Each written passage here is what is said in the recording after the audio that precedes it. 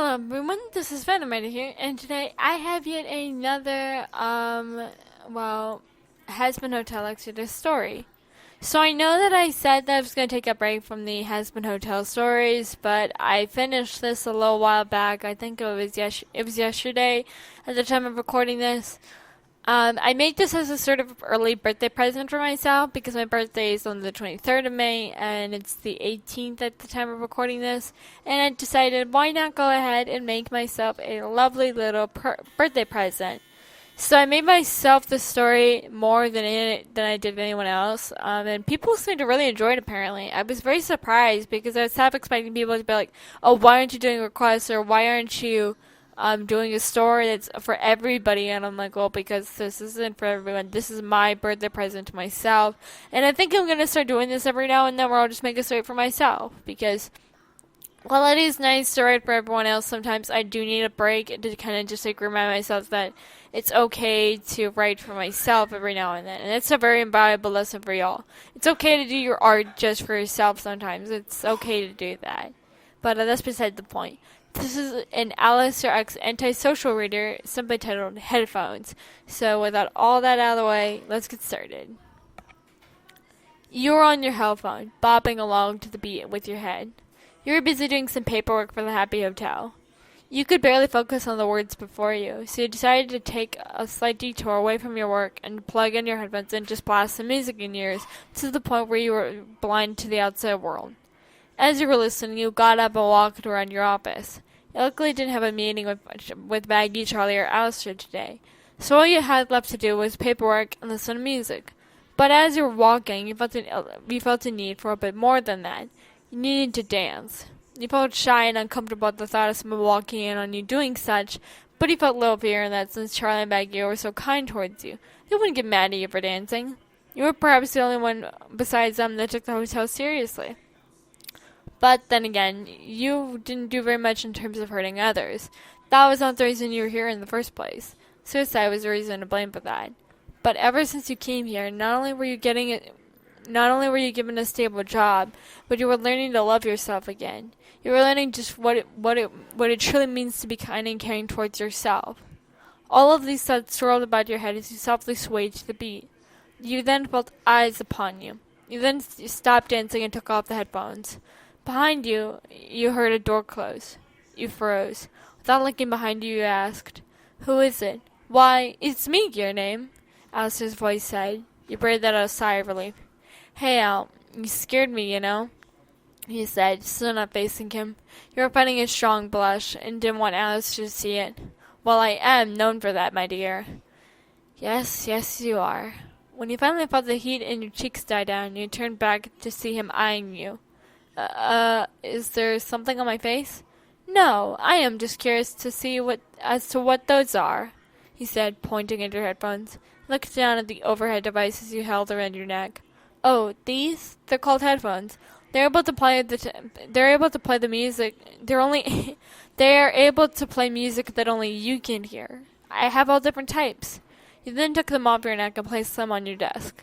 You rummaged around your drawers for a sec before looking for your Bluetooth ones. You finally found them and took them out of their case. "I only ever wear these whenever I have to, since they're easy to lose. But these don't have a wire to connect to the device. Depending on what you hook them up to, they can play while being away from the device." You then placed it in his ear. He adjusted it and made sure it was comfortable. When he fixed it in his ear, you placed the other one in yours. You then grabbed your phone and turned it onto a softer love song. Alastor smiled widely and grabbed both of your hands delicately.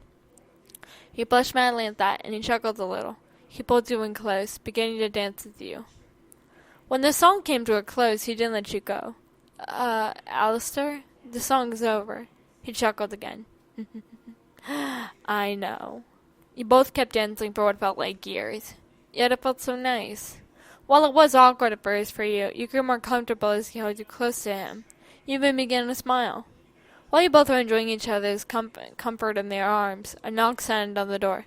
"Hey, your name, where the fuck is all the liquor?" Angel Dust said with annoyance. He then opened his eyes and saw you and Alastor. Alastor's back was facing him. Angel said, "What the fuck are y'all doing?"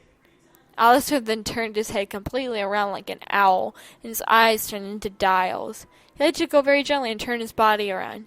He then chased Angel Dust down to hopefully erase his mouth. And now for a time skip. You were on the couch listening to music with your overhead headphones.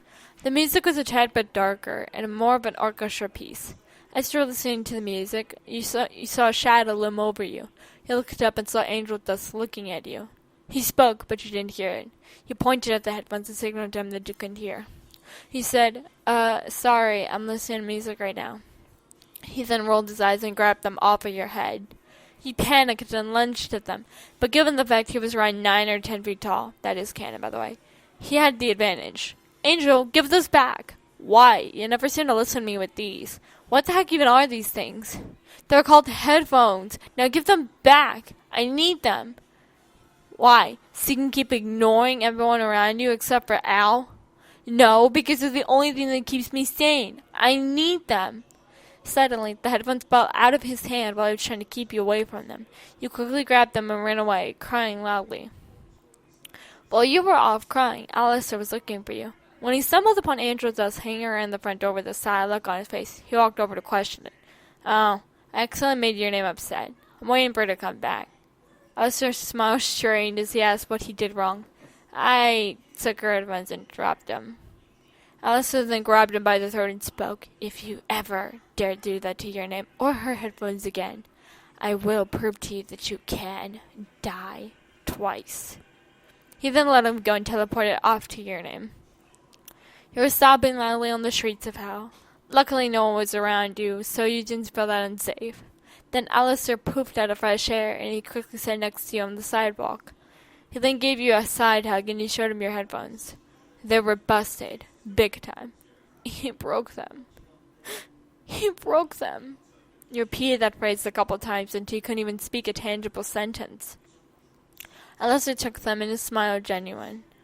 Would you like me to fix them? You can't. Why, yes I can, my dear. He then stood. He summoned the cane of his and made the headphones float. His eyes concentrated and they glowed a vibrant rosy red glow. Then the dense and wires began to put the dents and wires went back to their proper place, and the cushions went back to their soft nature. He handed them to you, and you took them. You placed them atop of your ears, and then you pressed play on a random song. They were even better than fixed. They were better than new. You looked up at him and shot up. You hugged him and squealed, "Thank you so much, Al. I love them. They're even better than they've ever been." You then, in a fit of passion, kissed him on the cheek. Before you can even respond, you ran off to the hotel. Alice's smile was wide, as well as his eyes.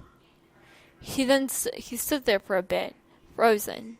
It wasn't until his microphone spoke that he snapped out of his daze. You ought to go follow her. He growled and sent his microphone away. He then trotted off to the hotel with immense joy to listen to music with his dear name. The end. So someone at one point asked if I could do a part 2 to this story, and I might consider it in the future, but I don't know. It certainly won't be done this week, seeing as how I have a couple other projects left to be done. In fact, I recently released chapter 2 of my Yonder DevX Studio story on my second channel, so I'll have a link down to the series down below. And I also have been making some Gacha-like videos, so I'm very excited with how everything is turning out. And I really do hope that all of you are staying safe during this time. And fun factoid, this wasn't even originally going to be an antisocial X-Rater. This is originally going to be a autistic X-Rater, because I actually am autistic. I know, shocker, but please don't say I don't sound like an autistic, because that's one way to piss me off. But anyway, I just wanted to let y'all know that this story was made for fun. This really was more of a birthday present for myself. And there's not much else to it than that. But, yeah. Thank you all so very much for watching. And as always, this is Suspender Raider. Stay safe, and I'll be seeing you all very soon. Bye-bye!